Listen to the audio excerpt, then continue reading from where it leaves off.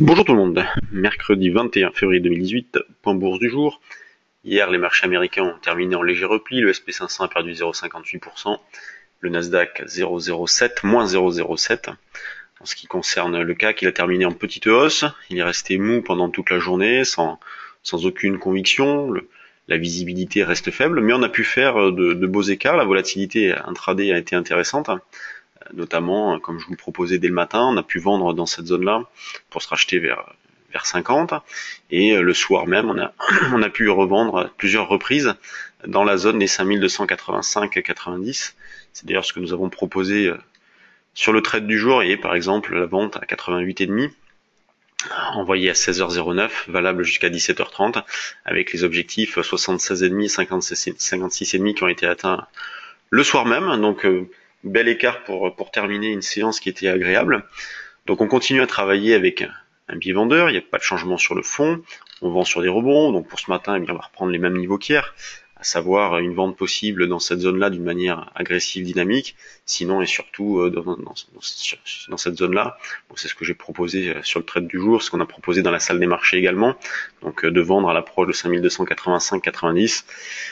Sur le DAX, on cherche à vendre sur des rebonds aussi, il n'y a pas de changement. Hier, on a pu vendre d'ailleurs, puisque le rebond a été intéressant, notamment dans cette zone des 12 465-70. Alors on n'a pas vendu au plus haut, puisque le DAX est allé chercher un petit peu plus haut, mais on a pu vendre dans cette zone-là et faire l'écart. Donc on prend les mêmes, on recommence pour ce matin avec une vente par ici. Sinon, pourquoi pas en double top avec hier soir 18h. En ce qui concerne l'euro-dollar, eh bien, il retrace. Donc, un petit peu de faiblesse sur l'euro-dollar. Et après le double top que nous avons eu, je vais vous afficher l'euro-dollar en journalier d'ailleurs. Et après le double top que nous avons eu dans la zone des 1,2510, 1,2540 pardon, eh bien on peut très bien avoir un retracement dans la zone des 1,2210 pour avoir un double appui. Donc après le double top, pourquoi pas avoir un double appui dans cette zone-là. On cherche à acheter sur des petits retracements sur l'euro-dollar. Ce matin, on a pu le faire un petit peu. Moi, j'avais proposé un achat agressif dans cette zone des 1,2315. Sinon, c'est un petit cran en dessous, vers 1,2280, le rebond.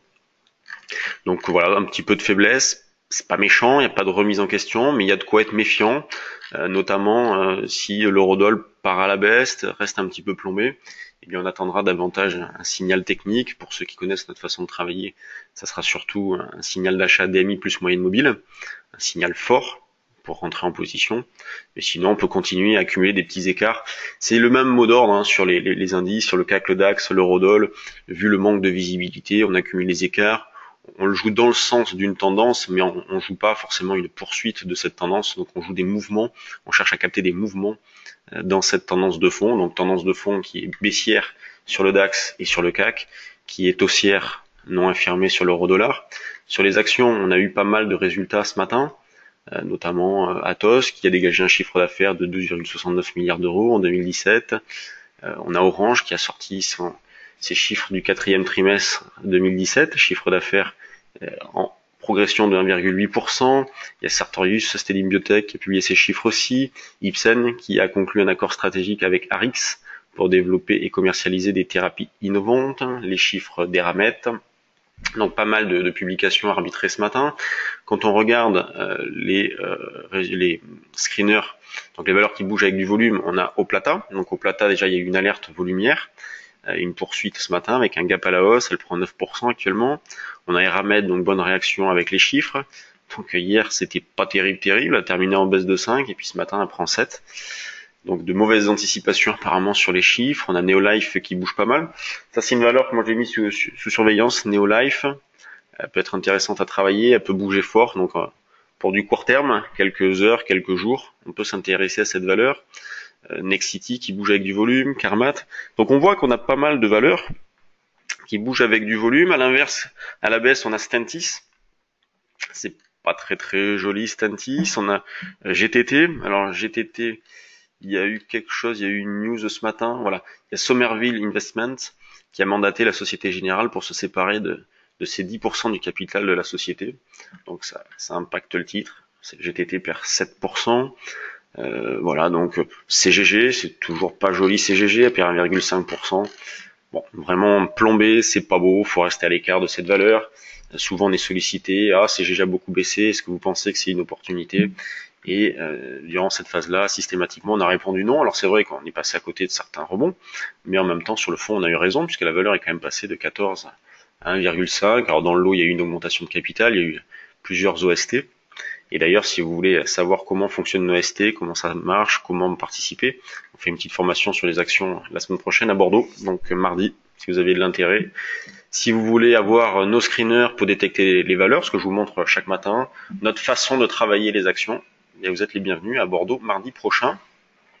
Quand on regarde les valeurs du CAC, toujours une régularité. Bon, on range avec les chiffres, Atos. Vous voyez, ce sont des réactions aux chiffres. Il n'y a pas de conviction, il n'y a pas d'intérêt rentrant, sortant sur les marchés.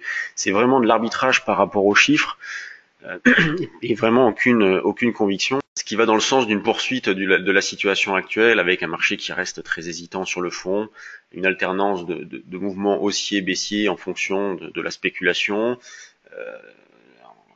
Voilà, en l'absence de catalyseur, il se passe pas grand-chose. On le constate depuis la forte baisse de la semaine dernière ou de celle d'avant, je sais plus. Il se passe plus grand-chose sur les marchés. Le marché a été tiré, notamment le CAC a été tiré pour l'échéance un petit peu vendredi. Et puis depuis, voilà, il évolue en roue libre. Il y a tout pour que cette situation dure. Et ce qui est incroyable, c'est qu'on retrouve le même contexte à 5200, autour de 5250. Le même contexte que lorsque le marché était à 5500, donc c'est quand même incroyable. Et vous voyez bien qu'il n'y a absolument pas de changement de physionomie, pas de changement de contexte, toujours des opérateurs qui restent prudents, qui font pas grand-chose, avec en toile de fond des forces de rappel puissantes, notamment les banques centrales, les chiffres économiques qui restent bons. Donc la macro est plutôt bonne, la micro est plutôt bonne, et donc la hausse de volatilité notamment a posé problème à beaucoup et les marchés ont fortement baissé avec des algos qui ont amplifié tout ça, mais en tout cas pas de décision forte de la part des gérants. Mais sur ce, je vous souhaite une bonne séance, amusez-vous bien sur les marchés, et puis à demain pour un nouveau point bourse.